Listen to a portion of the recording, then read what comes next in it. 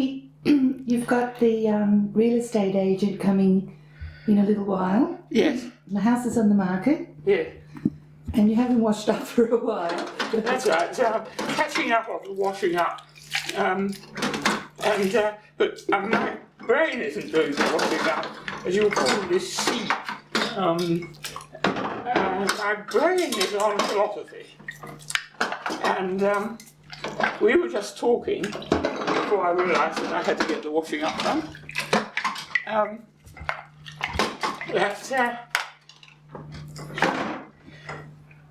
It's how we use our brain. Male philosophers are very annoyed with their brain. They criticise it because it's evolved.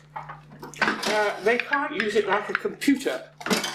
They can't just post anything into their brain and then come up with some answer or other. And the latest thing that men want to do, by men, I don't mean all men, I mean physicists particularly, they want to imagine the universe from no one particular point. And when you do that, or when you try to do that, for one thing, the brain really won't accept that, because the brain has developed as a functioning organ to keep us alive, basically, and to program us to have children and keep them alive. Now that's the sort of fundamental thing. That's a very female thing. And for men, it's irritating. They want to make the jump, the leap, from being this one person in this place at this time to being a sort of disembodied everybody or everything. To try to, they keep talking about the theory of everything. That's what they're trying to find. And so they get theories that match up in a limited context. And then they find that this appalling gap between like the very small and the very big. And they try to unify that. They try to bridge that gap. Well, in my book, Mind the Gap, I'm talking of gaps rather than things, and I found it extremely productive. It's really an amazing way of thinking about things. For one thing, there are so many gaps. There are billions of gaps. We've even got billions of gaps in our own brain, like the synapses, so that the messages through the brain go from across the synapses, turning into chemistry from an electrical signal to chemistry back to an electrical signal. This means that everything in our brain is imprecise. That gives it breadth, and it gives it a way of survival. It helps our survival that we are imprecise, and in all our thinking. But of course, from the scientific view, this is appalling. And in my book, I said it was like Alice in Wonderland trying to play croquet with a flamingo as the whatever it's called, the croquet bat, whatever it's called, something, and the ball is a hedgehog, and so they both have minds of their own,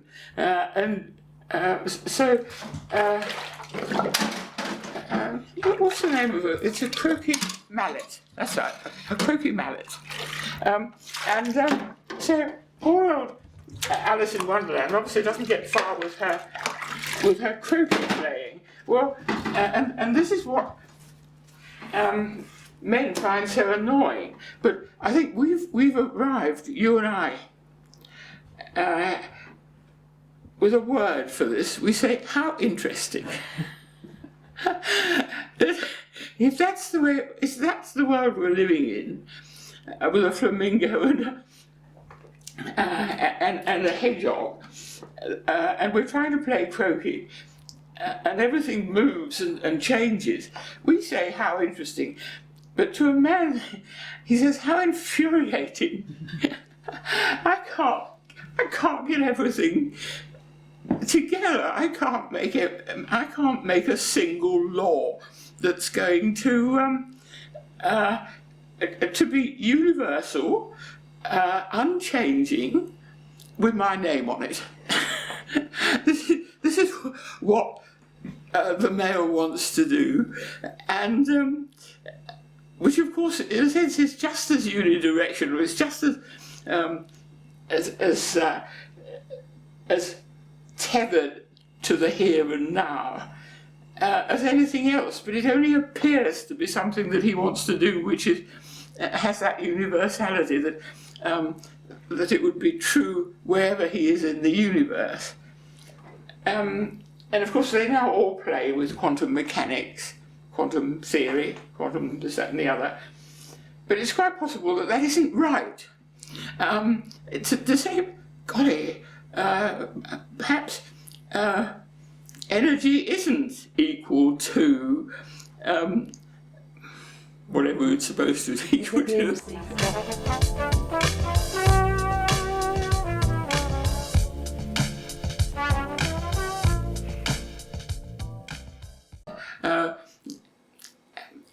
E equals mc squared. That's mass times, and I never know what that C means. Do you? Do you know what C means? No, never mind. Doesn't matter. I've got to wash up.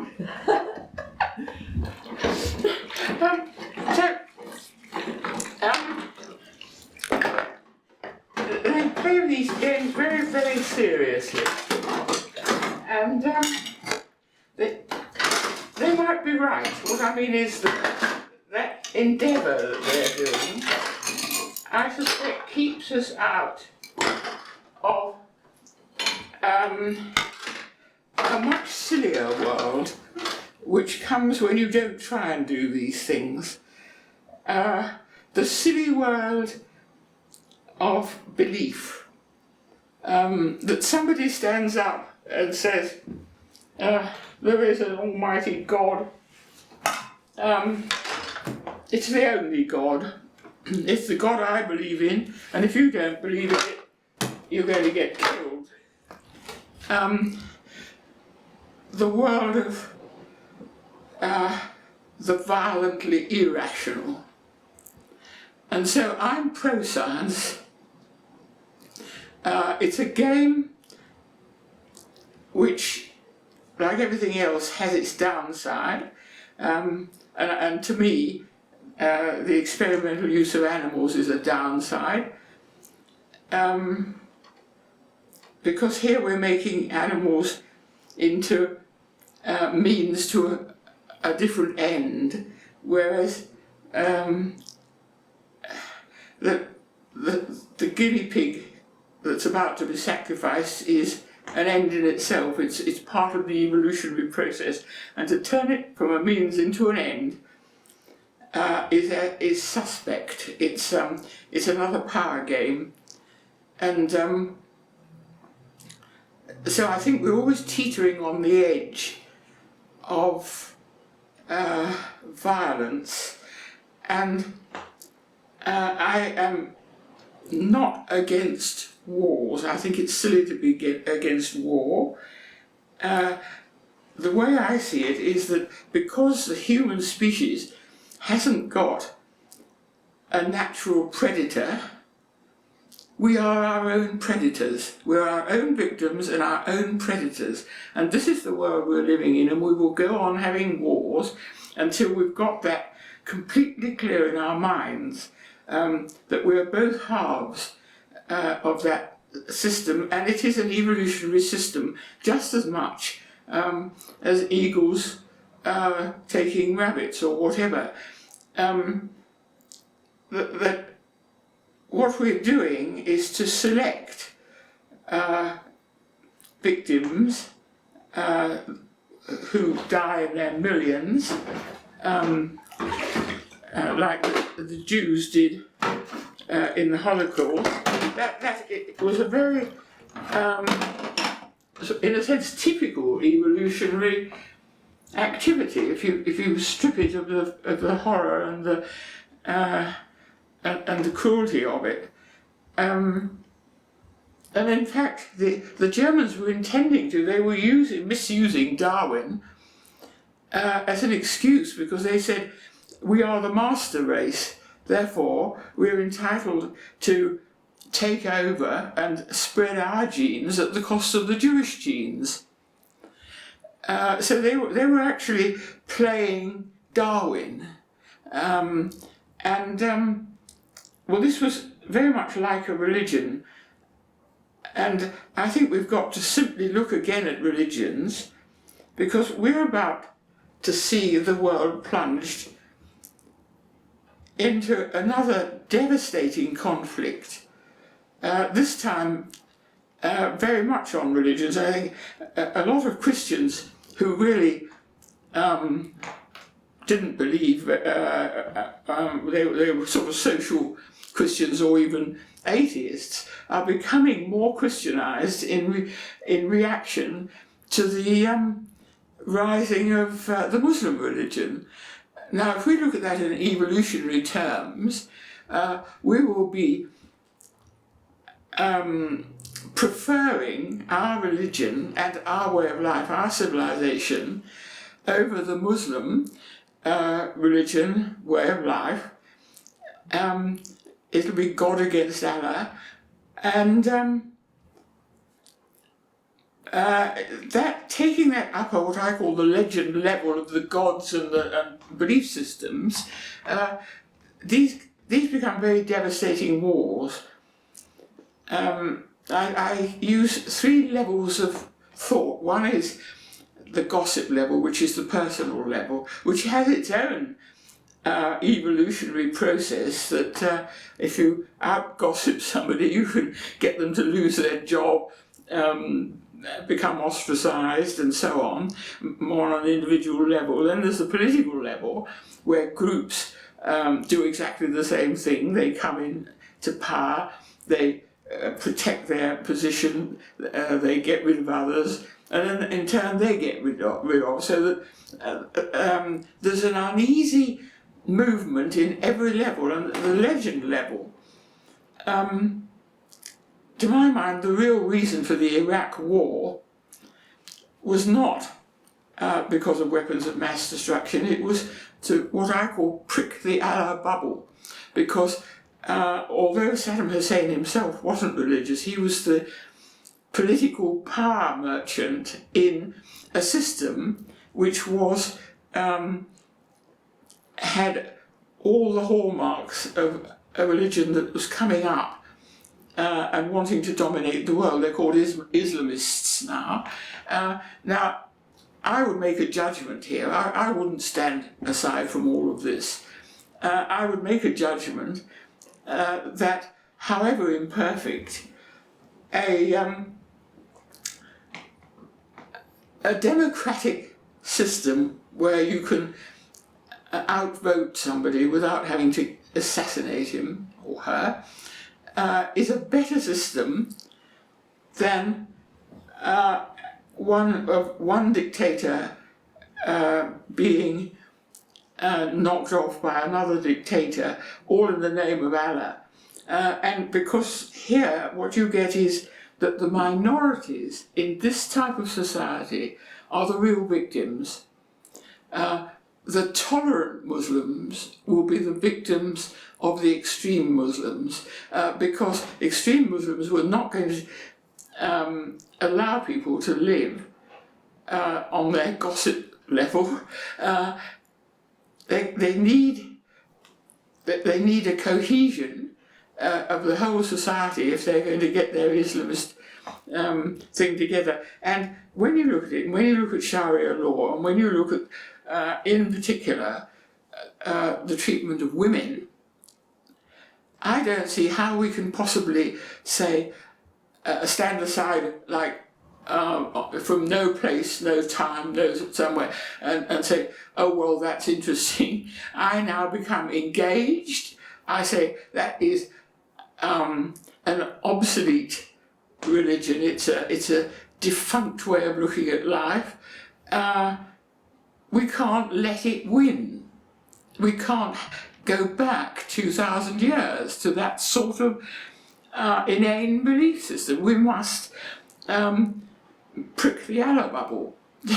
And the way to do it is not to bring up the Christian religion, which is, as I say, what is beginning to happen, in answer to it, because that's just as bad. All the messianic religions are appalling. So I think there's a role for philosophy and a role for females in philosophy, which can break through this whole area, see the thing fresh, and therefore my book, it begins by showing how the classical Greek philosophers did something which was appalling. They objectified women and nature. Essentially, they said women and nature can be used. The subjective is the male. The male men, not just male animals, male men. And this is a very myopic view, which we've been living with for 2,000 years. And that itself needs to be seen through and seen beyond, because that is how women have been used.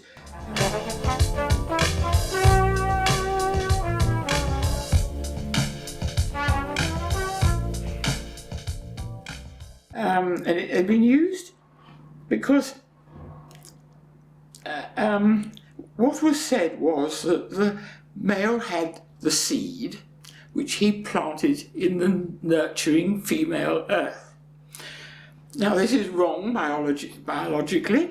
Karl Ernst von Baer discovered the female egg, the ovum, in 1827, and that should have caused a revolution in biology. It didn't, because poor old Karl Ernst was pretty spiritual himself, and he had a terrible nervous breakdown when he discovered it, because he realised that this put a nail in the coffin of God.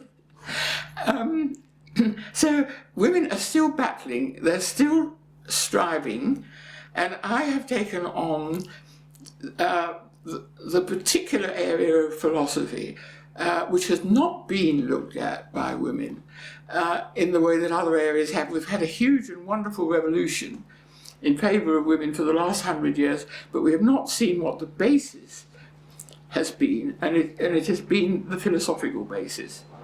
And even now, when I say Aristotle got it wrong, I get women as well as men saying, I like Aristotle.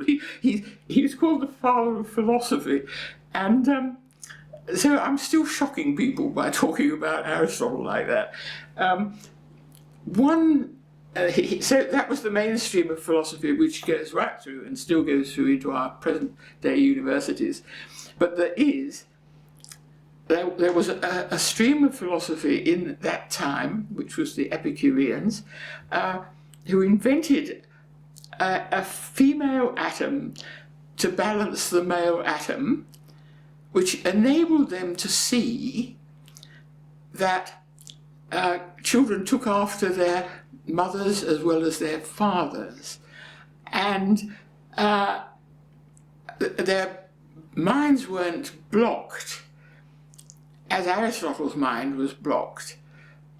He couldn't have seen that. Of course, women have always seen it, but women gossip, and gossip doesn't. Nobody takes any notice of gossip. So here we are, still fighting a very, very old battle, which, if we had taken the Epicureans as our basis, our philosophical basis, instead of the Aristotelians, we would never have been objectified. Women would always have been part of the system. and we're still having to fight that we are part of the system, and I'm fighting it here in Blackheath, where we have a philosophical forum which meets every fortnight and has 100% men talking about philosophy. There hasn't been, in 3 years, there hasn't been a single woman talking about philosophy from her point of view. There've been an occasional woman who has been repeating the philosophy of somebody else, like Spinoza or something, but never from her point of view. And they have chosen not to take any notice of the book I've written, Mind the Gap, or of me as a philosopher, although I have sat through every lecture and put lethal questions at the end. I've stuck out like a sore thumb. The barrier is still there. I'm objectified. And so there's a fight still to be fought. Read my book. It's very readable. I give it to all the philosophers that I possibly can to try and penetrate them. I haven't yet done it, and I suspect I shall leave Australia without them having officially noticed that I exist. Well, now we turn to my washing up. Well, this is the book I'm talking about. As you'll see, it's not a very thick book. It's not like most philosophy books. It's actually only about half a centimetre. No, I don't know. Anyway, here it is, Mind the Gap. And everybody asks me about the cover. Well, it's from a large painting of mine, Universal She, and it's a dynamic philosophy, because it's a philosophy of change. Everything changes, and so far from having universal unchanging laws, actually everything changes. And I don't start philosophy with the classical Greeks. I started with the ancient Cretans, which was a matriarchy, and which has almost got lost, and we need to know about that. And it was really, the classical Greek thought didn't start from nothing. It started as in antipathy to matriarchy, and that is why nature and women are objectified. There was never any flag waving. There were never women marching through the streets saying, "We've got the eggs, we're the seed bearers," which is what we are. I mean, like men are just the fertilizers. All through nature, the line goes through the female and not the male.